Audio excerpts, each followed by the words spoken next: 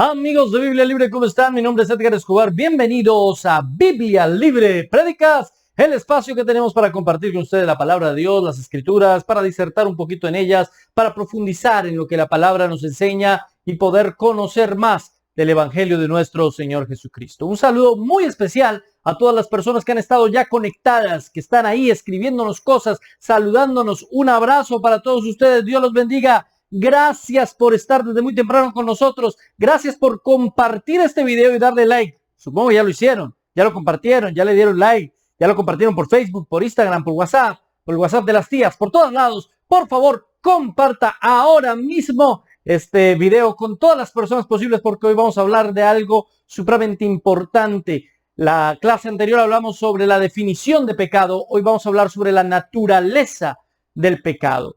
Y eso va a estar bien interesante y es el mensaje básicamente evangélico. Todo el mensaje del evangelio está condensado en lo que vamos a decir en el día de hoy. Así que les pido el favor que puedan comunicarse y transmitirlo, darle like, hacer un comentario. Así sea, simplemente escribir amén, gloria a Dios, Dios le bendiga. Esos comentarios son fundamentales. ¿Por qué?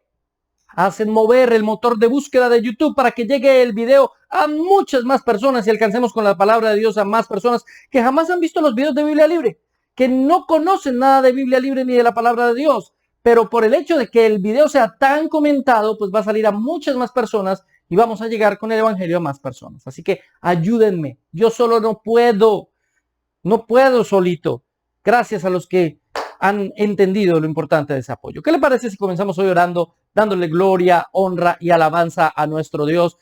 Eso sí, suscríbase también, dale a la campanita. Aquí hay un botón de unirse, aquí hay un botón de patrocinadores, también tenemos Parthenon, tenemos todos los medios para su facilidad, si usted siente, si le nace, si quiere colaborar con este ministerio. ¿Qué tal si oramos? Oremos, hablemos con nuestro Dios. Amado Señor, Dios y Padre Celestial, gracias te damos por estar en tu presencia. Gracias por la misericordia, el poder y la bondad que has tenido para con nosotros.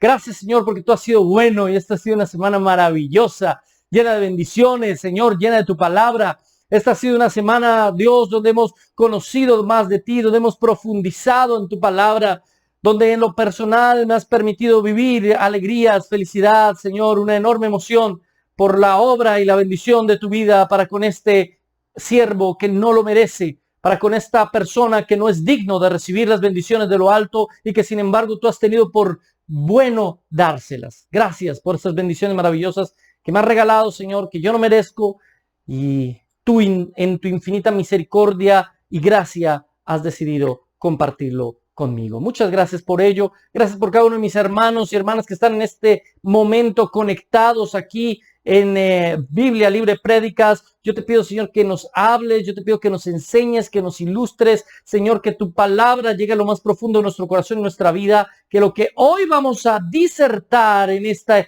prédica, en esta charla, llegue a lo más profundo de nuestro corazón, Señor, y cambie nuestra manera de ser, sentir, pensar y actuar. Ayúdanos, Señor, a ser llenos del conocimiento de tu gloria. Ayúdanos, Señor, a poder profundizar en el evangelio y en las buenas nuevas de salvación. Ayúdanos, Señor, a ser llenos de tu espíritu por medio de tu palabra y hoy a gozarnos, a deleitarnos, a disfrutar, Señor, de tu palabra. Gracias, Señor, por cada cosa que permites. Gracias, Señor, por cada cosa que haces. Te damos en la mañana de hoy, en el nombre del Padre, en el nombre del Hijo y del Espíritu Santo. Amén y amén. Gloria al Señor. En el día de hoy vamos a continuar nuestra serie sobre ortodoxia cristiana. Dentro de la ortodoxia cristiana está el hecho de el concepto de pecado. Aunque hay cosas del concepto de pecado, y ya lo vamos a ver más adelante, en lo cual nos diferenciamos y no hace parte de la ortodoxia. Es decir, hay cuestiones que tienen que ver con esto del pecado que no hacen parte definitivamente de la ortodoxia cristiana, pero que sí son importantes. Igual lo vamos a predicar, aunque nuestro interés último es la ortodoxia, pero igual tenemos que dar a conocer las diferentes posturas. Ahora bien, mis hermanos queridos, vamos a hablar en el día de hoy sobre la naturaleza del pecado. ¿Cuáles son las características de el pecado? ¿Qué es eso de el pecado? Bueno, ya definimos el pecado. Definimos qué es pecar, más bien. Pero hoy vamos a mirar la naturaleza propia de esta cuestión tan compleja que es el pecado. La naturaleza del pecado. Y para ello comenzamos reflexionando sobre el hecho de que el pecado es más que solo hacer cosas malas. Habíamos dicho en la clase anterior que el pecado es establecer nuestro propio estándar de bondad. El pecado es el hecho de creer que nosotros somos capaces de diferenciar entre qué es lo bueno y qué es lo malo, entre qué es pecado y qué no, y cómo nosotros creamos nuestro propio estándar y para nosotros no es malo y lo decimos, para mí no tiene nada de malo. Y alguien nos dice o nos exhorta o nos llama al arrepentimiento. Tienes que dejar de ser borracho. Tienes que dejar de ser mujeriego. Tienes que dejar de ser jugador. Tienes que dejar de ser hipócrita. Debes dejar de ser mentiroso. Y decimos, para mí no tiene nada de malo. Puede que sea malo para usted, pero no es malo para mí.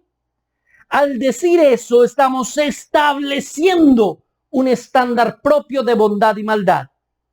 Y eso no es lógicamente posible siquiera. ¿Por qué digo que no es lógicamente posible? Porque lo que estimula o evidencia que algo sea bueno o no es la naturaleza misma de Dios. No nuestro juicio subjetivo o nuestro punto de vista particular, sino la naturaleza propia del mismo Dios. Si fuese nuestro juicio subjetivo lo que estableciera qué es bueno y qué es malo, entonces no existiría lo bueno y lo malo, ya que cada ser humano en el mundo tiene un juicio subjetivo absolutamente diferente, de tal manera que nunca sabríamos qué es bueno o qué es malo. Es porque Dios es bueno, que todo lo que se acerca a su imagen, que todo lo que hace su voluntad es bueno, y lo que se aparta de su precepto es malo.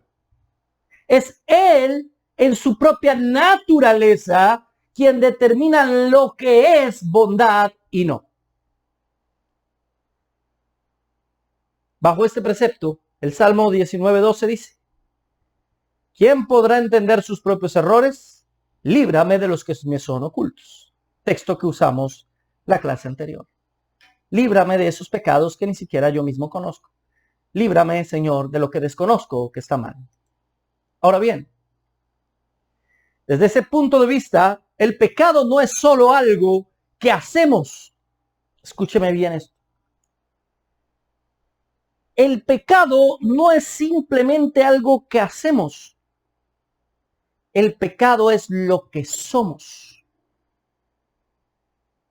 El pecado no es solamente, no estoy diciendo que lo que hagamos no sea pecado. Muchas de las cosas que hacemos evidentemente son pecados y ya voy a diferenciar entre el pecado y los pecados, ya voy a eso. Pero por ahora les digo, no quiero decir con esto que las cosas que hacemos en contra de la palabra de Dios no sean pecado. Claro que lo son, pero el pecado es mucho más que simplemente lo que hacemos. El pecado es lo que somos. El pecado evidencia puramente nuestra naturaleza y carácter como seres caídos y apartados de la gloria de Dios. Y a más lejos de la gloria de Dios, más cercanos estamos del pecado. Y entre menos podemos contemplar su rostro, entre menos estamos en su presencia, entre menos estamos llenos de su espíritu, pues más cerca estamos de nuestra naturaleza caída, pecaminosa, corrompida, mentirosa, que nos hace ser pecadores. Por eso es muy importante Romanos capítulo 7, verso 17, donde dice: de manera que ya no soy yo quien hace aquello, sino el pecado que mora en mí. ¿Qué no es este mismo Pablo aquel que condenaba absolutamente el pecado? ¿Qué no es este mismo Pablo que hace un llamado a la santidad en varias de sus cartas? ¿Y por qué ahora dice, no soy yo, sino el pecado que mora en mí? ¿No había Pablo nacido de nuevo? ¿No que el que nace de nuevo ya no hace pecado? ¿Qué pasó entonces con Pablo? ¿Por qué Pablo está diciendo que el pecado mora en él? Porque no solamente está diciendo, es decir, él no está personificando el pecado, sino está diciendo que él es, que él tiene una naturaleza pecaminosa. Por eso el pecado mora en él. Porque su naturaleza es una naturaleza caída. Por eso es que Pablo dice eso. Ahora, un hombre no se hace pecador porque cometa pecados. Esta es una frase muy popular. Más bien, él peca porque es un pecador. ¿Ve usted la diferencia de la frase? Un hombre no se hace pecador porque cometa pecados. Más bien, él comete los pecados porque ya es un pecador. Los pecados son entonces la consecuencia de nuestra naturaleza. Y aquí es donde vamos a mirar la diferencia entre el pecado y los pecados. Cuando la Biblia habla de el pecado, está haciendo referencia a nuestra naturaleza caída y pecaminosa, a toda nuestra naturaleza caída que tiende hacia lo malo, que le gusta lo malo, que ama lo malo. El pecado que mora en mí, lo que habla Pablo. No es que Pablo esté haciendo cosas malas, no es que Pablo esté en adulterio por allá, no es que Pablo esté viviendo en pecado, como nosotros lo decimos popularmente. Es más bien que su naturaleza como ser humano que no ha sido transformado todavía en el momento en el que está escribiendo esa carta, es una naturaleza pecaminosa. Tiende hacia el pecado, le gusta. Lo hablamos en la clase anterior. El pecado es atractivo para la carne, para la naturaleza caída y pecaminosa. Y ese hecho de que sea atractivo, ¿de dónde parte? De nuestra naturaleza misma, de una naturaleza egocéntrica e idólatra. ¿Y por qué digo idólatra? Porque esa naturaleza idolatra su propio placer y beneficio.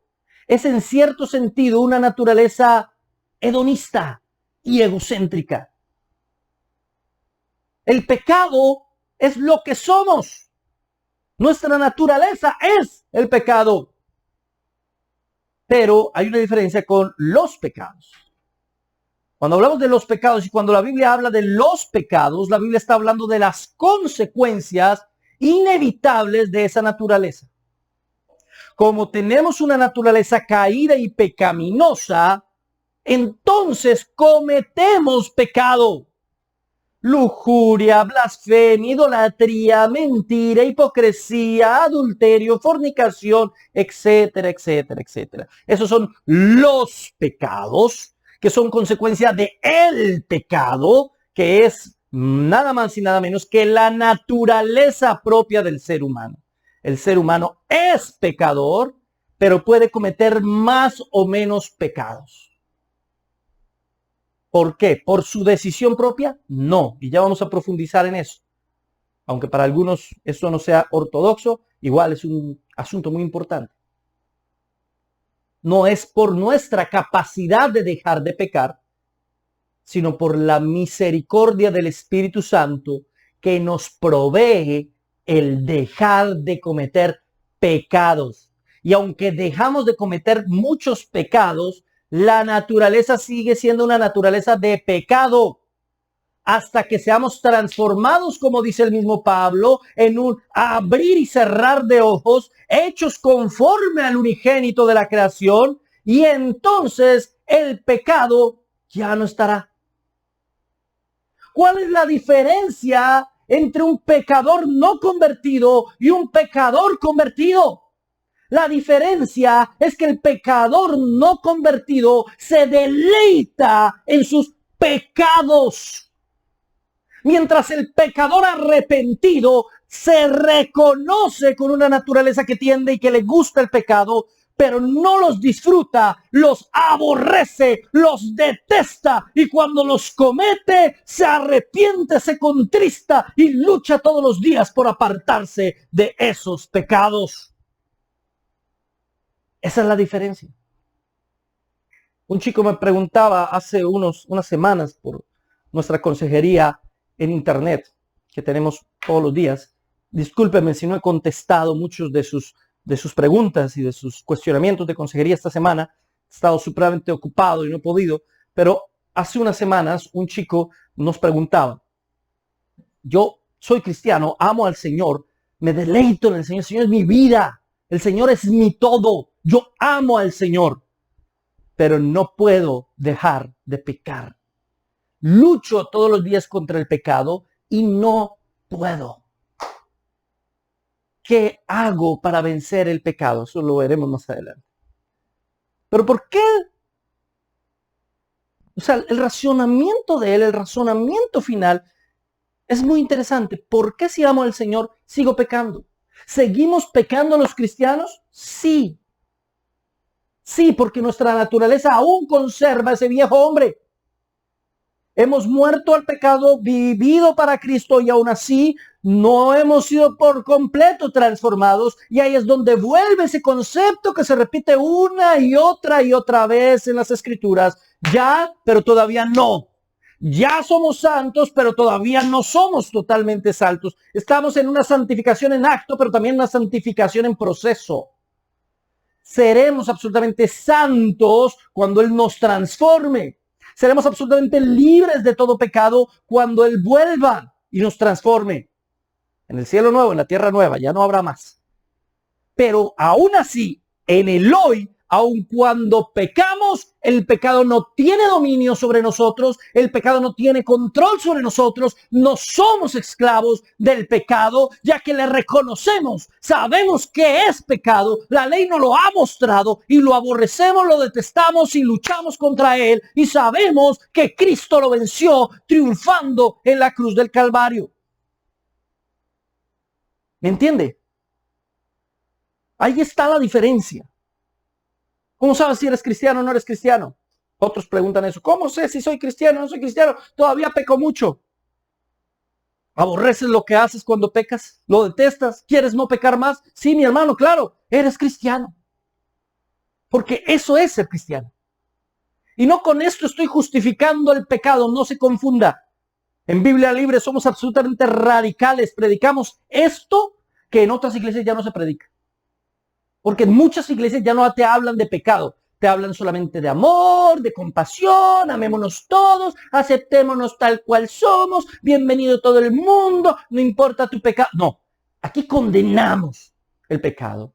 Aquí les decimos a todos los que escuchan estas prédicas que Dios nos manda a vivir en santidad y alejados del pecado y nos ordena arrepentirnos de nuestros pecados. No se confunda, no estoy justificando el pecado. Estoy diciendo que siempre vas a pecar. Que no puedes justificar el pecado tú mismo, que es Cristo el que te justifica, te hace justo ante los ojos del Padre. No estoy en ninguna manera justificando el pecado. Pero mi amigo, que peques no quiere decir que no seas cristiano. Si pecas y te deleitas en tu pecado, si pecas y no te arrepientes, si pecas y quieres seguir haciéndolo, entonces ahí sí no eres cristiano. Pero si pecas y te duele, si pecas y te arrepientes, si pecas y luchas con eso toda la vida, es porque Dios puso en ti eso. Es porque el Espíritu Santo te transformó de tal manera que tú sientes ese dolor, el dolor según Dios por el pecado. Y vas a ir venciéndolo. Debes tener paciencia y buscar el rostro del Señor. Y Él te ayudará poco a poco en el proceso de tu vida a acabar con esos resquicios del viejo hombre. Y vas a ver un progreso. Y te vas a ver cada vez más lejos del pecado y más cerca a Cristo. Sí, vas a cambiar. Si no cambias, preocúpate. Si tú en tu vida eres el mismo de hace 20 años cuando conociste a Cristo, preocúpate grandemente. Tú no puedes ser el mismo, tú no puedes ser igual, tú tienes que ser diferente porque Cristo vino a tu vida y te libró del poder del pecado sobre ti. Aunque tienes una naturaleza pecaminosa, no eres esclavo del pecado. Por eso si no cambias, preocúpate. El verdadero cristiano mejora, el verdadero cristiano cambia, el verdadero cristiano va de gloria en gloria, de victoria en victoria, no de caída en caída. Pero el verdadero cristiano también peca. Más adelante profundizaremos en eso. Entonces, cuando hablamos de el pecado, hablamos de la naturaleza del ser humano, caída, pecaminosa. Pero cuando hablamos de los pecados, estamos hablando de las consecuencias de esa naturaleza, inevitables. De la misma manera en la que cuando hablamos de la salvación, estamos hablando de las obras como consecuencia inevitable de un carácter que ha sido transformado por Cristo. El que conoce a Cristo, inevitablemente su carácter cambia y hace buenas cosas. Quien no conoce a Cristo, por su naturaleza, inevitablemente hace malas cosas. Las obras no son más que la evidencia de la naturaleza misma. No son la causa de la naturaleza, y eso es en lo que se equivocan nuestros amigos romanistas, que piensan que la salvación se obtiene por obras y por fe. No, no es por obras, para que nadie se gloríe, como dice Pablo. Las obras no son más que la evidencia de lo que hay adentro. Si tienes buenas obras, estás evidenciando que eres salvo, que hay un proceso en ti, que Dios te está transformando y que te ha estado librando del dominio del pecado, que ya te libró del dominio del pecado. Pero si tus obras son malas todo el tiempo, si vives en un continuo pecado, lo que evidencias es todo lo contrario. No has nacido de nuevo. Y así de claro se lo ponemos. Ahora bien, se me distorsionó. Quiero que miremos el ejemplo para que ustedes se den cuenta que hay una evidencia bíblica mucho más fuerte de lo que acabo de decir, de la diferencia entre el pecado y los pecados. Y está en Levítico, capítulo 16, versos 7 al 10. Miren lo que dice. Después tomará los 2 machos cabríos y los presentará delante de Jehová y a la puerta del tabernáculo de reunión. Y echará suertes Aarón sobre los 2 machos cabríos, una suerte por Jehová y otra suerte por Azazel, por el demonio Azazel. Y hará traer a Aarón el macho cabrío sobre el cual cayere la suerte por Jehová, y lo ofrecerá ¿en qué? Expiación. En expiación. ¿Y qué hace con el otro? Mire. Mas el macho cabrío sobre el cual cayere la suerte por Azazel, lo presentará vivo delante de Jehová para hacer la reconciliación sobre él, para enviarlo a Azazel al desierto. Suena un poco raro, complejo. Recuerde que todo esto es tipo y sombra, pero no se equivoque en el tipo y sombra. Para aplicar los principios hermenéuticos de tipo y sombra en la palabra de Dios hay que ver absolutamente el contexto y el cumplimiento. Nuestros amigos adventistas hablan de que el macho cabrío que es enviado al desierto es Satanás y el macho cabrío que se sacrificó fue Jesús.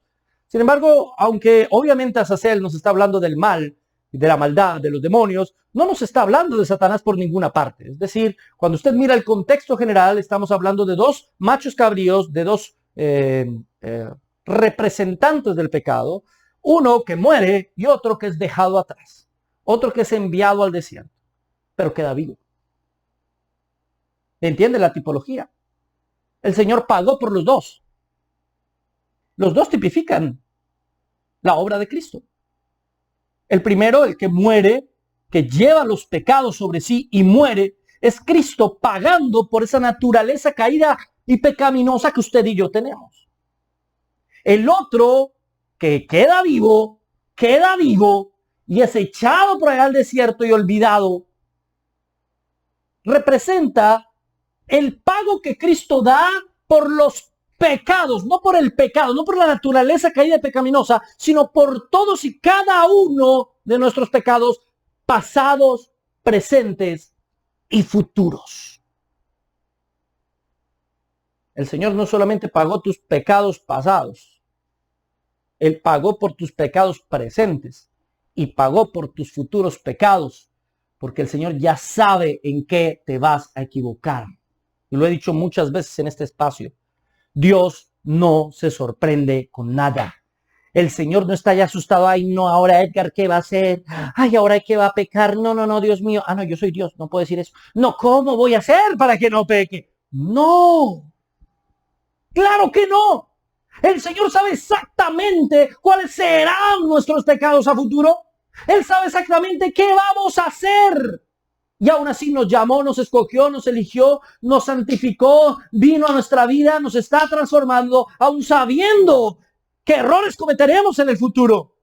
Aun cuando muchos de esos pecados futuros sean graves pecados. Y ya después hablaré de eso, de la gravedad del pecado. Ya hablaré de ese tema. ¿Se dan cuenta la complejidad de ese tema? Aún así, Él ya te perdonó por esos pecados. Porque Él pagó el pecado. Tu naturaleza de pecado, Él ya pagó por eso. Pero también pagó por todos los pecados, las consecuencias de tener esa naturaleza. Note que ese cabrito que lleva esos pecados del pueblo era sacado por el sacerdote al desierto para que se fueran los pecados, pero seguía vivo el cabrito. El cabrito ese seguía vivo. Los pecados siguen vivos. El Señor ya pagó por la naturaleza pecaminosa, murió por eso. Pero eso sigue vivo. Los pecados, las consecuencias de esa naturaleza siguen vivos en nosotros. No somos perfectos. Hay gente que busca en las iglesias evangélicas y cristianas lugares perfectos, donde todo el mundo sea intachable, donde nadie diga una mentira, donde nadie diga una grosería, donde nadie sea hipócrita. Maravilloso sería lo ideal. Claro que sí, no estoy diciendo que no. Pero no es la verdad. Porque aún conservamos vestigios del viejo hombre. Porque aún tenemos cosas del pasado. Sí, en la iglesia hay gente hipócrita. Cuando alguien me dice, hermano, yo no voy a la iglesia porque en la iglesia hay muchos hipócritas, yo le digo, precisamente, hay espacio para uno más. Bienvenido. Es que la iglesia no es un museo de santos. Es un hospital para heridos. Es un lugar para que los pecadores nos reconciliemos con Cristo y aprendamos a ser más como Él. La razón de ser de la iglesia misma es acercarnos más a Cristo y alejarnos del pecado, de los pecados y de nuestra naturaleza, de el pecado.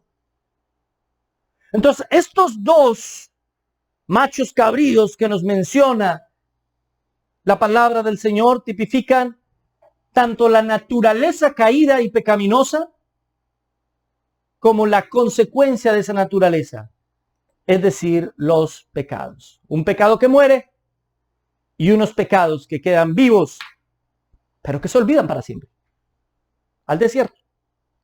Olvidados. Olvidados completamente.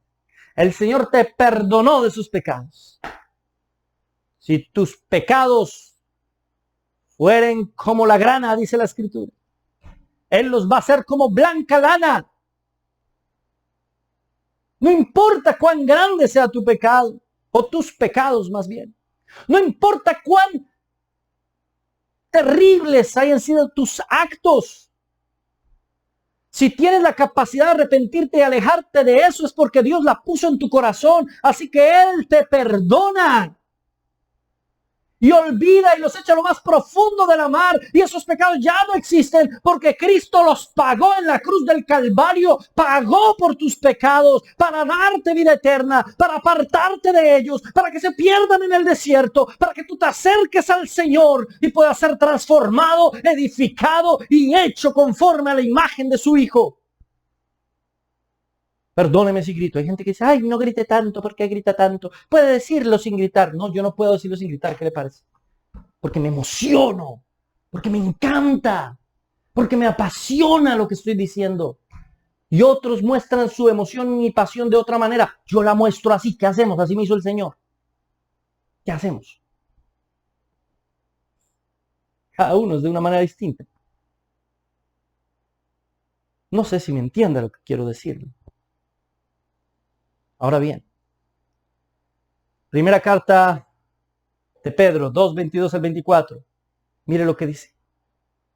El cual no hizo pecado, está hablando de nuestro Señor Jesucristo, ni se halló engaño en su boca, quien cuando le maldecían no respondía con maldición, cuando padecía no amenazaba, sino encomendaba la causa al que juzga justamente, quien llevó Él mismo nuestros pecados en su cuerpo sobre el madero, para que nosotros, estando muertos a los pecados, vivamos a la justicia, y por cuya herida fuisteis sanados.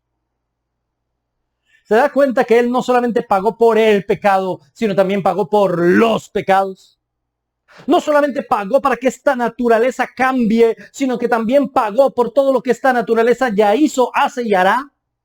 Por las consecuencias de los actos de esta naturaleza inclinada hacia el mal. Qué maravilloso es Jesucristo, porque no merecíamos esa paga. Merecíamos la muerte. La Biblia enseña, la paga del pecado es muerte, pero la dádiva, la recompensa del Señor es vida eterna. Merecíamos la muerte, usted merecía la muerte, yo merecía la muerte, todos nosotros merecíamos morir, y morir significa ser separados, es decir, lo que merecíamos era la separación eterna entre nuestro ser y Dios. La gracia de Dios, la benevolencia de Dios, el amor de Dios, no lo merecemos. Lo único que merecíamos de Dios era su juicio. Pero fue tan hermoso y maravilloso que lo que dice Primera de Pedro fue lo que hizo. Llevó Él mismo nuestros pecados en su cuerpo sobre el madero, para que nosotros, estando muertos, seamos vivos. Muertos al pecado, vivos para Cristo. Si estuviera en una iglesia diría, ¿cuántos dicen amén? Escriba amén ahí en el chat. De ahí el grave problema de conocer que se peca y aún hacerlo. Ojo con esto. Hebreos 10:26. Porque si pecáramos voluntariamente, después de haber recibido el conocimiento de la verdad, ya no queda más sacrificio por los pecados, sino una horrenda expectación de juicio y de hervor de fuego que ha de devorar a los adversarios. Algunos dicen que este texto de Hebreos nos enseña que la salvación se pierde. ¿Por qué? Porque dice, si pecáramos voluntariamente después de haber recibido el conocimiento de la verdad. ¿Se da cuenta? Los cristianos que pecan voluntariamente después de haber recibido el conocimiento de la verdad, ¿qué les queda? Ya nada va a pagar por sus pecados, no hay sacrificio por esos pecados. ¿Qué les queda? Una horrenda expectación de juicio y de hervor, de fuego, condenación eterna. La salvación se pierde, mi hermano, le dicen a uno. Y este no es un tema de ortodoxia. Hay hermanos cristianos verdaderos en la fe que creen que la salvación se pierde. Está bien, mi hermano, está bien. Ese no es un tema de ortodoxia, estamos aquí hablando de la ortodoxia cristiana. Nosotros desde la postura histórica protestante creemos que la salvación no se pierde, que la vida eterna no se pierde, que si se perdiera no sería eterna. Si tenemos vida eterna es porque no la vamos a poder perder. Y entonces, Hebreos 10:26, mire, nos está hablando de alguien que conoce, haber recibido el conocimiento de la verdad. Solo nos está hablando de conocimiento de la verdad. No nos está hablando de la transformación que esa verdad produce en el hombre. Es decir, solo nos está hablando de personas que conocen estas verdades, pero que no han recibido ese nacer de nuevo. Recuerde que las verdades por sí solas nada hacen contra el pecado. Las verdades por sí solas de la Escritura, la ley por sí sola, no redime el pecado. Lo que necesitamos es la gracia de Dios manifiesta por el Espíritu Santo. Pero al que más sabe, más se le exige, y una mayor condenación encontrará. Aquel que tuvo mayor revelación tendrá una mayor condenación. Más adelante explicaremos ese concepto también. Hoy no creo que alcance, pero más adelante lo haremos, así que no se pierda las demás prédicas. Pero mi hermano querido, lo que nos está diciendo aquí es precisamente eso. No tengo tiempo para examinar todo el contexto detalladamente y explicarles por qué. Pero básicamente lo que está diciendo es, hay personas que reciben la palabra y aún así no se arrepienten. Aún así no conocen a Cristo. Conocen conceptos, han ido a muchas prédicas, han ido a muchos cultos, han escuchado muchos mensajes y a muchos pastores y a todos dicen amén, amén, amén. Pero aún así pecan voluntariamente. Nunca conocieron a Cristo. Nunca conocieron al Señor. ¿Qué les queda? Eso es lo que está diciendo ahí. ¿Qué les queda? Dice, ya no queda más sacrificio por los pecados, sino mire, Dios santo, una horrenda expectación de juicio y de hervor de fuego que ha de devorar a los adversarios. Eso es lo que queda. Para ti, amigo simpatizante, que eres feliz viendo Biblia libre, prédicas, y dices amén, amén a todo, pero tu vida sigue siendo una vida de pecado. Si no te arrepientes de verdad de tus pecados, es decir, cambias de ruta, cambias de rumbo, tomas una decisión para ir a otro lado y no te apartes de ello, seguirás y tendrás estas consecuencias. ¿Qué te va a quedar a ti? Una expectación de juicio, hervor de fuego que devora a los adversarios, como dice la Escritura. Eso es lo único que te va a quedar. Amigo querido, que le encanta ver prédicas porque le encanta la parte bonita de las prédicas. Cuando se habla de la bendición, cuando se habla del amor de Dios, cuando se habla de la misericordia, déjame decirte que la Biblia habla más de la condenación que del amor y de la misericordia. Habla más del pecado que de los beneficios y las bendiciones. Escúchame muy bien. El mensaje del evangelio no es Dios te ama. El mensaje del evangelio no es Dios te quiere feliz. El mensaje del evangelio no es Dios quiere prosperarte. El mensaje del evangelio es: eres un pecador. Arrepiéntete y cree en Jesucristo. Y perdóneme de nuevo por levantar la voz. Hay otros que gritan más, con menos verdades. Ese es el mensaje. Si usted no entiende eso, usted no entendió nada. Nada. A usted no le sirve para nada escuchar esta prédica. Para nada. Usted no ha nacido de nuevo. Conozco muchos teólogos que saben muchísima Biblia, filiólogos que saben muchísimas cosas y no han nacido de nuevo. ¿Para qué les sirve? ¿Para qué? Para nada. La misma condenación les espera y aún peor. Porque ya habían tenido conocimiento.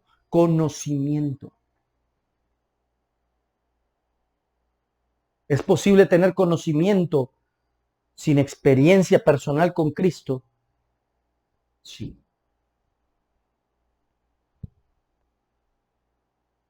La mayoría de las personas que van a iglesias cristianas no son nacidas de nuevo. La mayoría de los que se autodenominan cristianos no lo son. Porque pecan voluntariamente, porque se complacen en su pecado, porque se deleitan en sus maldades. La mayoría de las iglesias multitudinarias y gigantescas que llenan muchos lugares tienen una cantidad de personas ahí entretenidas, hablando de tonterías, ignorando el tema fundamental del evangelio, y es la salvación del pecado y de la muerte por parte de nuestro Señor Jesucristo. Ahora autoexamínate. No mires al de al lado, no mires a tu esposo, no mires a tu esposa, no mires a tus padres, a tus vecinos. Mírate a ti mismo. ¿Qué tipo de persona soy yo? ¿Me complazco en darme las que sé mucha teología? ¿En jactarme de mis grandes conocimientos hermenéuticos y exegéticos? Y aún así vivo en pecado todo el tiempo y peco y peco y peco y me deleito en el pecado.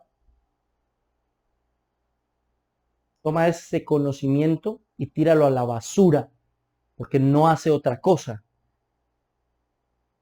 que darte una mayor condenación. Eso es lo que hace. Necesitas nacer de nuevo. Necesitas conocer al Cristo de la gloria. Oh, aleluya, gloria a Dios. Tercero, el origen del pecado humano. Ya vimos la definición de pecado. Ya vimos la naturaleza del pecado. Ahora terminaremos la prédica del día de hoy hablando sobre el origen del pecado humano. ¿De dónde surge el pecado? Y estoy hablando de la naturaleza caída y pecaminosa. Romanos 5:12. Por tanto, como el pecado entró en el mundo por un hombre y por el pecado la muerte, así la muerte pasó a todos los hombres por cuanto todos pecaron. Romanos 5:12. ¿Cómo surgió el pecado? ¿Cómo entró el pecado al mundo? ¿Por Satanás, que fue el primero que pecó? No. No, la Biblia me dice que el pecado entró al mundo por un hombre. ¿Y cuál fue ese hombre? Adán. Ese hombre fue Adán. Mire, ni siquiera es Eva.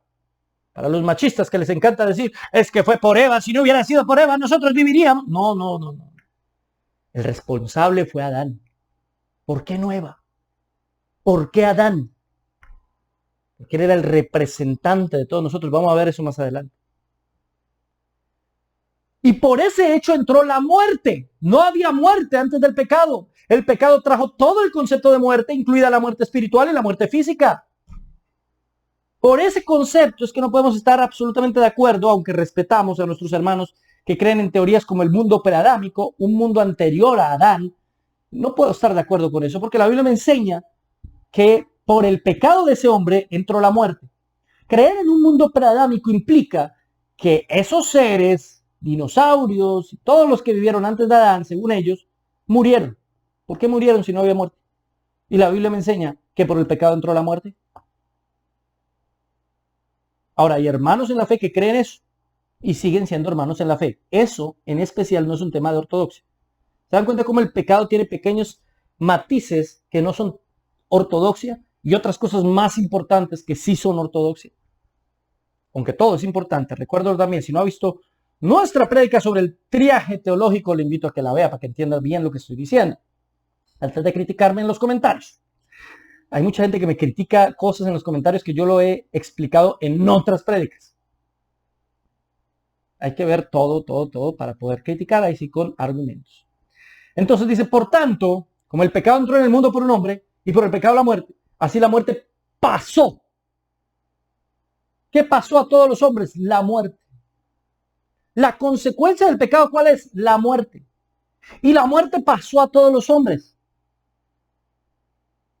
Pero si el que pecó fue Adán, ¿por qué nosotros sufrimos las consecuencias? Es ahí la pregunta. De hecho, dice, por cuanto todos pecaron, y lo dice en pasado. Todos pecaron. No dice por cuanto todos pecarán. No dice por cuanto todos pecan. Dice por cuanto todos pecaron. Y en el original griego está con esa implicación en pasado. ¿Qué implica eso? Y ahí es donde viene un asunto bien controversial, bien difícil. Pero complementémoslo con Romanos 6:23. Porque la paga del pecado es la muerte, mas la dádiva de Dios es vida eterna en Cristo Jesús, Señor nuestro. Entonces, si estamos pagando las consecuencias del pecado de Adán, no. Estamos pagando las consecuencias de nuestro propio pecado. Dice la palabra de Dios, los padres comen los dulces y los hijos tienen la caries. Se lo puse más bien en términos comprensibles. La Biblia dice de entera. Yo le pongo caries. ¿Comen los papás los dulces y a los hijos les da la dentera la caries? No. Cada cual es responsable de su propio pecado. Entonces, ¿por qué estamos pagando por el pecado de Adán y Eva? Y hay mucha gente que está en contra del concepto del pecado original. Para nuestros amigos romanistas, el pecado original es ese, el pecado de Adán y Eva, por el cual todos los demás estamos pagando. Pero no puede ser exactamente así. Porque si así fuera, estaríamos pagando por el pecado o un pecado que no cometimos nosotros. Así que a raíz de esto se han formulado diferentes posturas, todas ellas respetables. Miremos algunas de ellas. Primero tenemos que entender que Pablo usa la palabra amartia para hablar de pecado. Amartía. Por eso cuando hablamos de la doctrina del pecado, hablamos de amartología. Y también significa exactamente lo mismo que en el hebreo errar al blanco. Pero se enfatiza esta palabra en el carácter subyugador del pecado. Amartia tiene más una implicación de esto te esclaviza, te subyuga, te ata. Romanos 6, 17 al 19. Pero gracias a Dios que aunque erais esclavos del pecado, habéis obedecido de corazón a aquella forma de doctrina a la cual fuisteis entregados y libertados del pecado, vinisteis a ser siervos de justicia. ¿Se da cuenta que éramos esclavos del pecado? Y ahora pecamos, pero no somos esclavos del pecado. ¿Gracias a qué? A la verdadera doctrina. La doctrina. La verdadera enseñanza de la palabra de Dios. Pero seguimos con el problema. ¿Cuál es la raíz del pecado? Existen muchas posturas alrededor de esto, del llamado pecado original. Tenemos una postura que se llama pelagianismo. Pelagio, un monje irlandés, sostuvo que Adán era simplemente un mal ejemplo. O sea, que otros siguen. ¿Todos somos culpables del pecado de Adán? No. Nosotros simplemente, según Pelagio, seguimos el ejemplo de nuestro padre Adán y pecamos como Adán pecó. Pero nosotros somos buenos y podemos no pecar y podemos elegir no pecar. Eso es lo que decía Pelagio. El hombre básicamente para Pelagio es bueno por naturaleza. Y peca, bueno, porque sigue el ejemplo de Adán. Pero no existe una cosa como el pecado original para Pelagio. No hay. Ante esto, podemos decir que hay una corriente similar, pero no igual, que se llama el arminianismo. El arminianismo dice que el pecado de Adán tuvo como resultado que el resto de la humanidad heredara la inclinación hacia el pecado. Es decir, según ellos, nosotros no estamos pagando el pecado de Adán, sino solamente que vamos a heredar la tendencia que nos gusta el pecado. Nos gusta el pecado. Tenemos la inclinación hacia lo malo. Esto es cierto para ellos, parcialmente cierto para otros grupos. ¿Sí? Según ellos, esa inclinación hacia el pecado es vencida por algo que ellos denominan la gracia preventiva. La gracia preventiva. Entonces, Él tiene una gracia en nosotros que previene, que nos faculta para prevenir el pecado. Suena teológicamente muy lindo, pero bíblicamente yo no puedo encontrar un argumento para tal cosa, para algo como la gracia preventiva. Ahora, el arminianismo no es una herejía. El pelagianismo sí. Y esto suena raro, seguramente algún calvinista extremo dirá, ¿cómo va a decir usted que el arminianismo no es una herejía? Es la peor de las herejías. Para mí no. Porque aunque no estoy de acuerdo con él, creo que ese es un tema secundario. Si hay o no hay una cosa como el pecado original, eso no implica que seamos inocentes. Y al igual que Calvino, Arminio creía que el ser humano era culpable. De hecho, Arminio creía en lo que los calvinistas denominan la depravación total, es decir, que cada parte del ser humano está corrompida por el pecado. Eso lo han creído todos los cristianos en todas las épocas, incluido Arminio. Después los discípulos de Arminio creyeron algo diferente y escribieron algo distinto a lo que su maestro enseñaba. Pero cuando vamos a ver los escritos de Arminio originales, él creía efectivamente que todo el ser humano estaba absolutamente contaminado por el pecado, igual a lo que creía Calvino. Igual. Pero es que los seguidores de Arminio y los seguidores del Calvino son más papistas que el Papa. No sé si quede la frase aquí. Pero se vuelven extremistas, fundamentalistas y fanáticos para defender sus posturas, cuando ni siquiera aquellos que defienden tenían absolutamente claras de la misma manera esas posturas. Pero bueno, es una forma de verlo. Heredamos solo una naturaleza, la naturaleza, pero la definición de si pecamos o no está en nosotros. Eso es lo que creen en términos generales nuestros amigos arminianos. Eso es lo que ellos creen. Ahora bien, está el agustinismo. Ante la oferta de Pelagio de que el ser humano simplemente imita a Adán, Agustín escribió todos los textos en contra de Pelagio, donde él explica que todos somos culpables del pecado de Adán. Todos somos culpables del pecado de Adán, dice Agustín. Y tiene razón, pero al mismo tiempo no. Y ya después voy a explicar la postura nuestra y por qué digo que sí tiene razón y que al mismo tiempo no. Esa es la postura que han seguido nuestros amigos romanistas. El pecado original. Adán cometió ese pecado y de ahí para adelante todos somos culpables de ese pecado. Luego surgen otras posturas, las posturas de la jefatura, que dicen que la posición de Adán por su raza es la razón por la que los humanos heredamos la culpa del pecado. O sea, no estamos heredando la culpa del pecado de Adán simplemente porque se transmita el pecado. El pecado no se puede transmitir. Es el hecho de que Adán es el representante de toda la humanidad que hace que todos los que descendemos de Adán seamos inculpados por el pecado de Adán. Se parece un poquito al agustinismo, pero no es exactamente lo mismo. De hecho, las posturas de jefatura tienen dos. Hay dos posturas de jefatura. La primera es la jefatura natural o realismo. Sostiene que realmente estábamos en Adán en forma de simiente, de semilla. Por lo tanto, su pecado es nuestro. Por lo tanto, cuando un hombre comparte su simiente, del griego semen, ¿sí? Simiente, lo comparte, pues va heredando genéticamente ese pecado. Ese pecado quedó en Adán y lo transmite materialmente. Por eso ustedes escucharán a hermanos como Armando Alducin afirmando que la Virgen concibió sin que participara un hombre, por el hecho de que si un hombre participaba, la naturaleza pecaminosa de ese hombre se habría multiplicado en Jesús. Por eso tenía que concebir solamente del Espíritu Santo.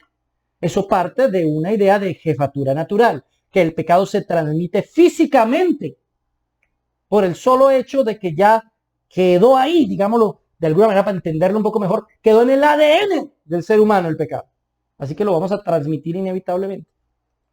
Y hay otra postura que se llama la postura de la jefatura federal, que sostiene que Adán era nuestro representante y su pecado es contado como imputado a nuestra cuenta bancaria, entre comillas, espiritual. Somos imputados por el pecado de Adán. Diferentes posturas alrededor de eso del pecado original. Y alguien me preguntará, ¿y usted qué opina, hermano?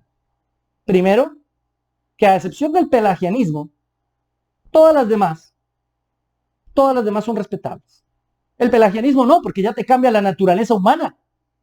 Y si algo, y en algo, es clara absolutamente las escrituras, es que la naturaleza humana no es buena, es malo. Más allá de si tienes un pecado original o no, más allá de si fue transmitido físicamente o moralmente, más allá de eso, la naturaleza humana es mala y eso enseña la Biblia. ¿Yo qué hago? Sea como sea, la ortodoxia cristiana enseña que hay una naturaleza pecaminosa en todos nosotros. Y ahí es donde tengo que leer inevitablemente Romanos capítulo 3, versículo 9. Y lo leeré. ¿Qué pues? ¿Somos nosotros mejores que ellos, hablando de los judíos pecadores? Y hablando de los gentiles pecadores. En ninguna manera. Pues ya hemos acusado a judíos y a gentiles que todos están bajo pecado. Todos están. No estaban, no estarán. Eso lo dice en presente. Todos están bajo pecado. Como está escrito. Fíjense que Pablo aquí se excluye. Están ellos. Nosotros los cristianos no. No estamos bajo pecado, aunque pecamos. Ya expliqué eso al principio. Y luego dice, como está escrito, no hay justo ni aun uno. No hay quien entienda.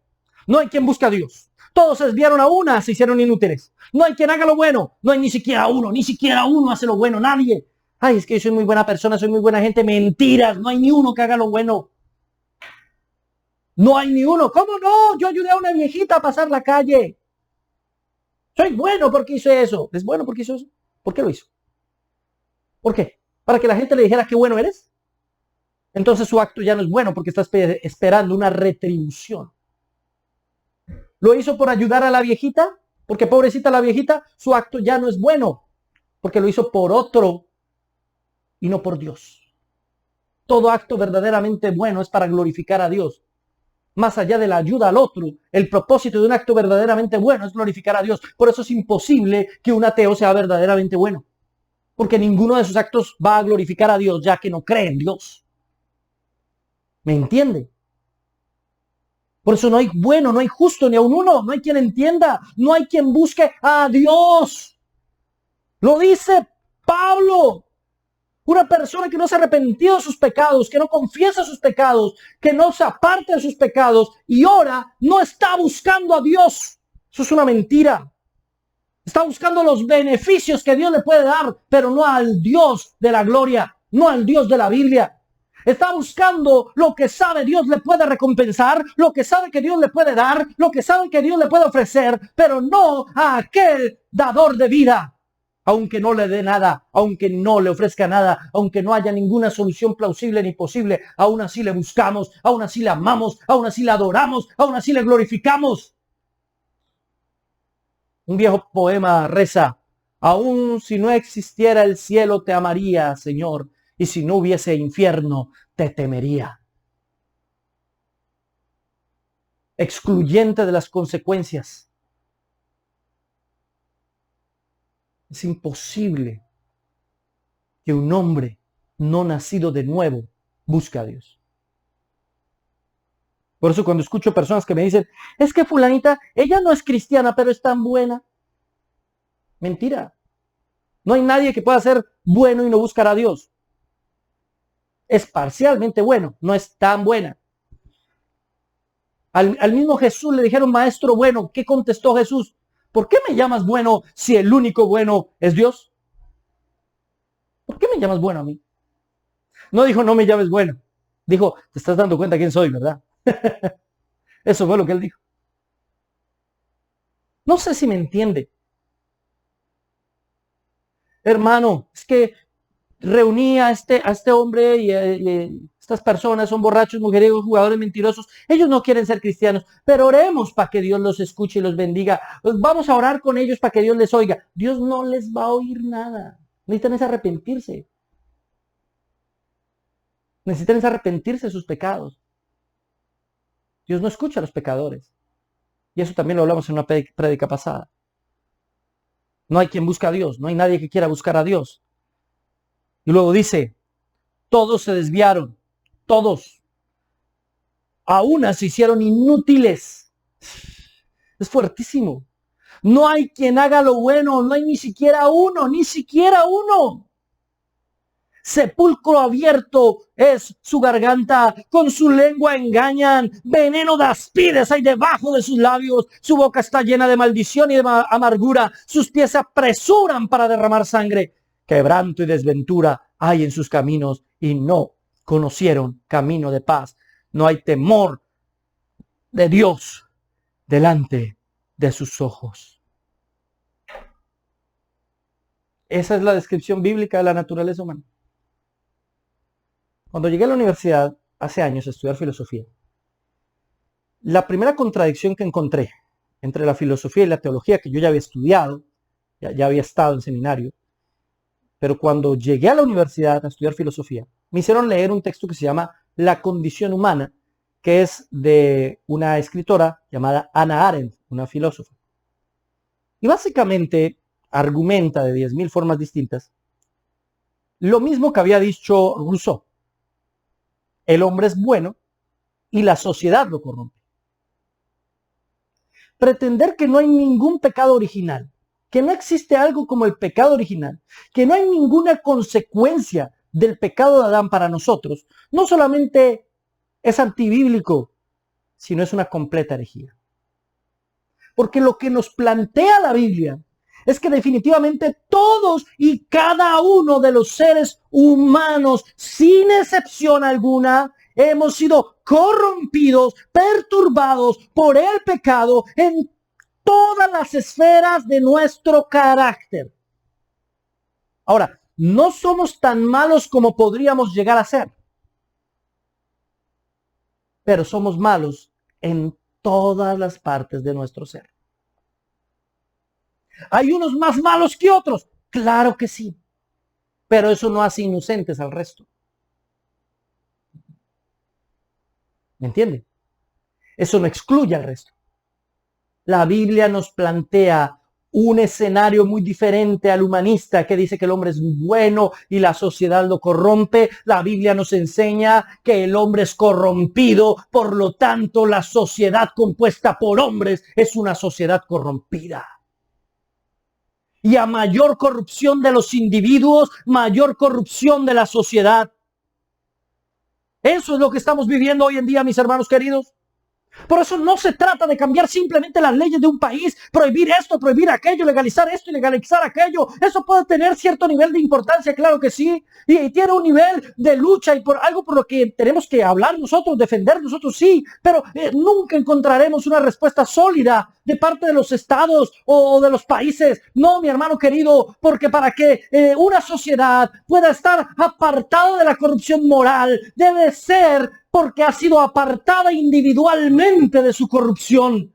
Es decir, las personas, los sujetos que hacen parte de esa sociedad deben estar sujetos a Cristo para que pueda esa sociedad estar apartada del pecado y de la corrupción. Porque una sociedad o está sujeta a Cristo o está sujeta al pecado. Así que la solución no son las leyes. Ojalá podamos tener leyes que favorezcan los principios bíblicos. Amén. No se confunda con lo que estoy diciendo. Ojalá podamos tener leyes que favorezcan el principio bíblico. Amén. Pero la solución nunca es la ley. La solución es la gracia. Cuando se angustian, a mí me da hasta algo de risa. Se angustian los hermanos. Mire cómo estamos, a dónde vamos a llegar. Este muchacho que está aquí, vea, vestido como niña. Bueno, sí, terrible. Yo no aplaudo eso. Nunca lo haré. Pero la solución es asustarnos. ¿O sacar una ley que diga prohibido que los muchachos se vistan como niñas? No. La solución es predicarle la palabra de Dios. Evangelizar a estas personas. Llevar el mensaje, invadir las redes sociales. ¿Ya compartió este video? Por ejemplo, ¿qué hace asustando si ni siquiera comparte una y otra vez este video? Deje de asustarse y comienza a compartir palabra, porque la solución está en la palabra, la solución son las escrituras, la solución es Cristo. Por eso la única solución definitiva a toda la corrupción moral de este mundo es el regreso de Cristo en las nubes. Esa es la solución real para todo lo que estamos viviendo y toda la corrupción de este mundo.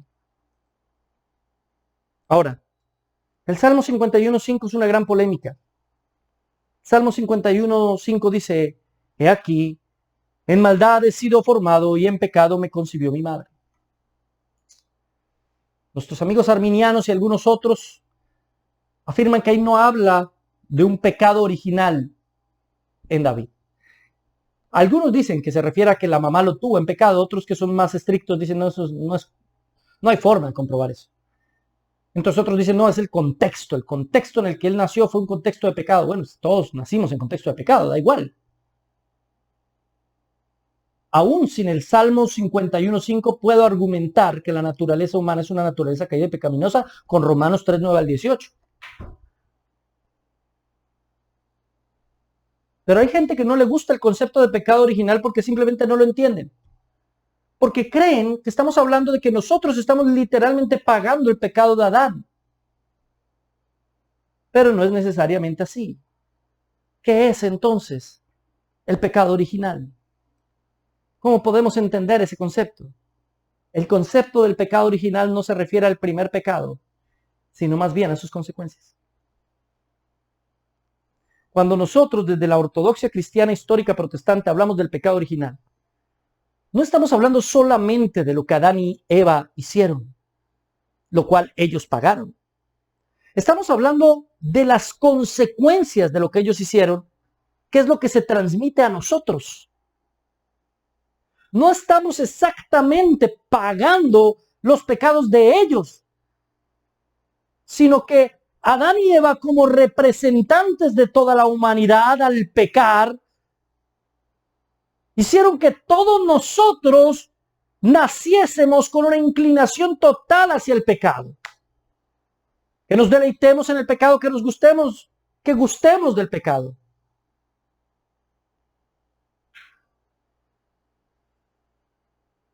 Que nos lleve a hacer pecado, a realizarlo. Somos pecadores, esa es nuestra naturaleza. Por lo tanto, lo que hacemos es pecar. Y ahí es donde viene esa diferencia. No piense, mi hermano querido, que cuando nosotros hablamos de pecado original nos estamos refiriendo solamente a lo que hicieron Adán y Eva allí en Edén. No, no es eso de lo cual estamos hablando nosotros. En la ortodoxia cristiana, cuando hablamos de pecado original, nos estamos refiriendo a las consecuencias de lo que ellos hicieron, que son transmitidas a nosotros. El hecho de que ellos abrieron la puerta, como lo dice Romanos, que Adán abrió la puerta y por medio de un hombre entró el pecado al mundo. Y ahora todos los que nacemos descendientes de Adán, yo no creo que de una manera germinal, es decir, no creo que haya una semilla física del pecado que se transmita a los hombres, pero sí creo que la naturaleza humana y la naturaleza moral del ser humano fue transformada por el pecado de Adán y Eva, y nosotros inevitablemente pagamos las consecuencias de esa transformación que nos lleva a pecar. Y que es imposible escapar de eso. Por nuestros medios. Por tus propios medios nunca serás bueno. Nunca. Fracasarás siempre. Porque ni siquiera sabes qué es ser bueno. Por tus propios medios no puedes dejar de pecar. Hermano, he intentado dejar de fumar. Hermano, he intentado dejar de tomar. Hermano, he intentado dejar de ver pornografía. Hermano, he intentado dejar de tener otras mujeres. Sigue intentando y seguirás fracasando. Esto no es de intentarlo. Esto es de entender que esa es mi naturaleza, que esa es mi tendencia y que necesito que la obra del Espíritu Santo se manifieste por completo a mi vida. Y para eso necesito ser lleno del Espíritu Santo, bautizado completamente en Él. Es decir, sumergirme en el Espíritu de Dios para que Él tome control de mi mente, de mi voz, de mis actos, de mi corazón, de todo mi ser. Es radical esto que estoy diciendo. Es muy radical. Es totalmente diferente. Pues que la gente piensa que puedo vivir una vida conforme yo crea y conforme yo piense, pero al mismo tiempo adorando a Dios. No, eso es imposible. Eso es una falacia. No es posible. O usted vive la vida como usted cree y como usted piensa, o la vive como Dios enseña y como Dios manda. Una de dos. Y usted no puede apartarse del pecado viviendo la vida como usted cree y como usted piensa. Eso es imposible. Usted solo puede apartarse del pecado si es el Espíritu Santo el que lo aparta. No hay otra forma. Entonces, Adán tenía la capacidad de pecar y de no pecar. Después de la caída, tuvo simplemente la incapacidad de no pecar. Eso es lo que heredamos. Ese es el pecado original. La incapacidad de no pecar. Es diferente al concepto romanista. Muchos arminianos que atacan a los reformados por predicar la doctrina del pecado original, tienen en la mente la doctrina del pecado original desde el romanismo, no desde la interpretación bíblica de nuestros hermanos reformados. Nosotros creemos que hay un pecado original que es la incapacidad de no pecar. Somos incapaces de no pecar. Por nuestros propios medios seguiremos pecando. Solo el Espíritu Santo nos puede apartar de ese pecado. Esas diferencias no son ortodoxia, pero sí son muy importantes. ¿Por qué? Porque implica de cuál es decir, la implicación de fondo es cuál fue la consecuencia del pecado de Adán. Para los pelagianos y arminianos, Adán quedó gravemente herido, quedó muy mal, pero con la capacidad de no pecar. Para nosotros, quedó absolutamente incapaz de no pecar. Quedó muerto en sus delitos y pecados. Efesios 2:5, aún estando nosotros muertos en pecados. Estando muertos en pecados, nos dio vida juntamente con Cristo, por gracia sois salvos. ¿Cómo estamos? Muertos. ¿Estamos muertos en qué? En delitos y pecados. ¿Y un muerto qué hace? Nada, porque está muerto. ¿Un muerto puede decidir algo? No, porque está muerto. ¿Un muerto puede cambiar algo de su realidad? No, porque si no estaría vivo. ¿Cómo podemos hacer que ese muerto haga algo? Dándole vida. Eso es nacer de nuevo. Es necesario morir al mundo, vivir para Cristo, morir al pecado para vivir para Dios. Para nosotros, quienes creemos en ese concepto que acabo de explicar del pecado original, el ser humano está muerto. Y ahí hay una diferencia muy grande, mi hermano. Muy grande teológica y práctica. En creer que el ser humano tiene algo de capacidad por él mismo. Y creer como nosotros creemos que no tiene ninguna capacidad por él mismo. Porque entonces todo termina al final del día en las manos del Señor. Y eso te da mucho más descanso. Entonces el pecado, mis hermanos, para terminar, es parte de nosotros mismos. Santiago 1:13 al 14. Cuando alguno es tentado, no diga que es tentado de parte de Dios, porque Dios no puede ser tentado por el mal, ni él tienta a nadie, sino porque cada uno es tentado cuando de su propia concupiscencia es atraído y seducido. Usted no es peca porque lo convencieron de hacer algo que usted no quería. Usted pega porque está haciendo lo que quiere. El pecado no es hacer algo que yo no quiero hacer. El pecado es hacer lo que mi carne realmente quiere hacer. Ya después analizaremos una frase de Pablo sobre eso. Y por eso, cuando entendemos la naturaleza del pecado y entendemos que pecar es efectivamente llevar nuestra voluntad al hecho, es que entendemos que estamos muertos y que necesitamos de Dios. Y es que entendemos que eso es mejor que necesitar de nosotros mismos. Porque si el apartarnos del pecado dependiera de nosotros mismos, fracasaríamos por completo, puesto que haríamos lo que nuestros deseos nos llaman a hacer, como dice Santiago. Cuando de nuestras concupiscencias somos atraídos de aquello que es malo, pero que nos gusta, porque los pecados en los que caemos son los que nos gustan, no los que odiamos. Yo no soy atraído por el licor. Nunca me gustó. Detesto el licor. No me gusta para nada el alcohol. El diablo no me tienta con eso. Ni la vida, ni mi naturaleza no está en mi concupiscencia, no está en mi carne, me sabe feo. Yo no soy tentado con ser borracho porque nunca me gustó, jamás lo fui. Tal vez usted sí. Tal vez usted tuvo una debilidad con el alcohol. Adivine con qué va a ser tentado. Adivine qué oportunidades va a generarse. Adivine qué va a pasar en su vida cada rato. ¿Qué le van a ofrecer? ¿Qué le van a mostrar? Uno es tentado de cosas que le gustan, no de lo que no le gusta.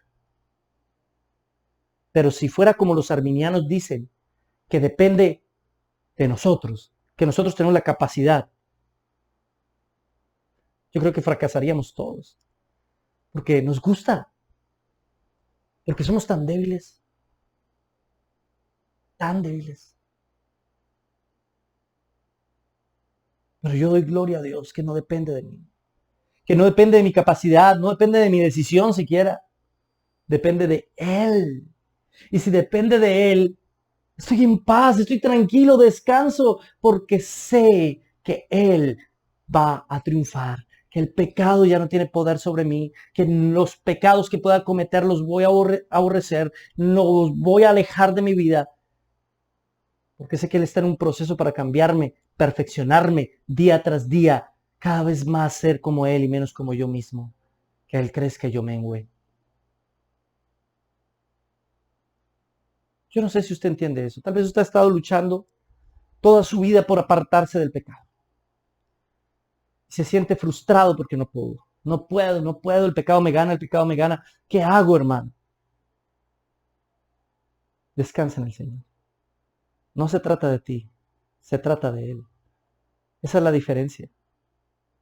El arminiano termina poniendo, respetuosamente, porque no digo que ser arminiano sea una herejía, no lo creo, pero sí creo que quitan algo muy importante que nosotros tenemos, y es ese descansar en Dios, en la obra total de Dios, en que no depende de mí, que lo único que yo puedo hacer es buscarlo, rogar, suplicar por su presencia, entender su palabra, sumergirme en su espíritu, y Él hace lo demás.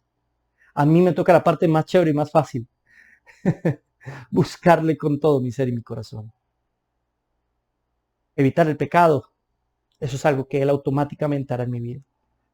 Es el resultado, es la consecuencia de mi comunión con Cristo. Quiere apartarse del pecado. La única verdadera solución es estar en comunión con Cristo. A veces la gente le escribe a uno esperando que uno le dé como un truco mágico, como un ritual. La gente busca rituales. Quieren que uno les dé un ritual para apartarse de cierto pecado. Pero ¿qué hago, hermano? Pues ¿qué puedo hacer? Y a veces uno le dice, tiene que orar, tiene que ayunar. Eso me lo han dicho todos. Pues, y eso quiere decir que usted no lo ha hecho.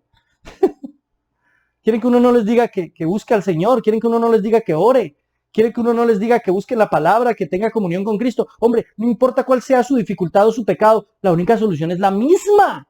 Cristo. Comunión con Cristo. No hay trucos.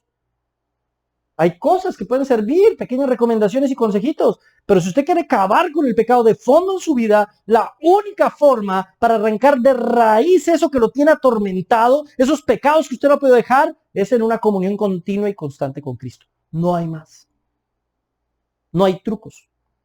No hay rituales. Mágico, místico, maravilloso. Nada de eso. Solo hay humillación, comunión y adoración. Oremos. Amado Señor, te damos gracias en el día de hoy por haber hablado a nuestro corazón por medio de tu palabra. Espero que lo que hablamos en el día de hoy haya sido bien entendido. Sé que surgirán muchas preguntas, pero a medida que continuemos profundizando este tema del pecado, seguramente las resolveremos. Ayúdanos a entender que el pecado no es solamente lo que hacemos, esos son los pecados.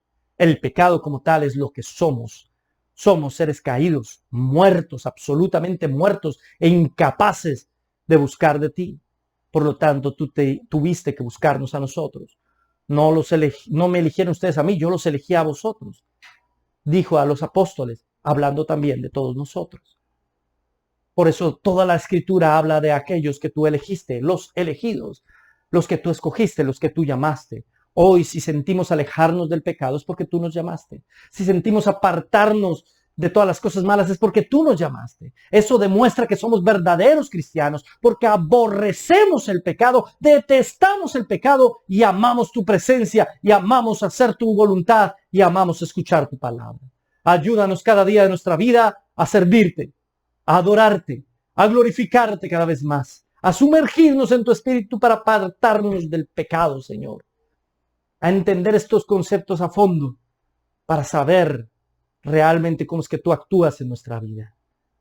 Ayúdanos a entender que no es que estemos pagando literalmente el pecado de Adán y Eva, sino más bien que sufrimos las consecuencias del pecado de Adán y Eva, y esas consecuencias son que estamos muertos en delitos y pecados. Pero hoy que escuchamos tu palabra y la aceptamos y la creemos, hoy que nos arrepentimos de nuestros pecados, ya no estamos más muertos, sino que tenemos vida espiritual en Cristo Jesús, Señor nuestro. Morimos para el mundo, vivimos para ti. Eso significa bautizo. Eso significa el bautismo. Morir para el mundo, vivir para Cristo. Por eso estamos aquí, Señor. Porque queremos morir para esta carne y vivir para ti, mi Cristo. En el nombre del Padre, del Hijo y del Espíritu Santo. Amén. Amén. Dios los bendiga, Dios los guarde. Muchas gracias por haber estado aquí. Y la próxima semana seguimos hablando del pecado, así que no se lo puedo perder. Gracias por estar aquí en Biblia Libre Prédicas.